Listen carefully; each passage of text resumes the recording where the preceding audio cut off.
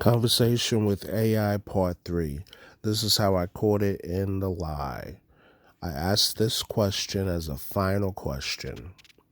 What is the relationship between papal bulls and the transatlantic slave trade? Because remember before, it said there was no relationship between the transatlantic slave trade and the Jewish expulsion, the expulsion of Jews from Portugal and Spain. Now we're going to find out what happened. Answer. Papal bulls played a significant role. Papal bulls played a significant role in the transatlantic slave trade as they were used to justify and regulate the enslavement of African people by European powers. Jacob and Esau. Jacob, so-called African people, which are the black Shemites, the Israelites, those same Jews that got kicked out of Spain and Portugal, they had a law passed by the Catholic Church to enslave them. Papal bulls were official decrees issued by the Pope of the Catholic Church during the 15th and 16th centuries. Several papal bulls were issued with granted powers to the Europeans, giving them the right to claim and colonize newly discovered lands, including those in the Americas. These papal bulls also gave European powers, that means the government, the right to enslave the indigenous people of these lands if they were deemed to be heathens or infidels. In particular, the papal bull Dum Diversas, issued by Pope Nicholas V in 1452, granted the Portuguese king the right to enslave and subjugate Saracens, pagans, and other enemies of Christ. This decree was later expanded upon by other papal bulls, including Romanus Pontifex, issued by Pope Nicholas V in 1455, which gave the Portuguese the right to conquer and enslave the peoples of West Africa.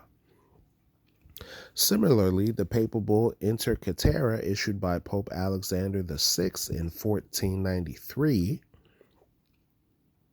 granted the Spanish crown the right to claim and colonize lands in the Americas and to subjugate and convert the indigenous peoples of those lands to Catholicism. This bull also gave the Spanish the right to enslave those who refused to convert. Who were those in previous lessons that we just went over, previous discussion, that refused to convert? The Jews.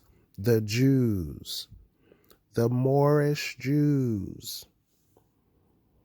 The black Jews, in other words. Let's put two and two together. We're putting our critical thinking caps on. So, you can't make this stuff up.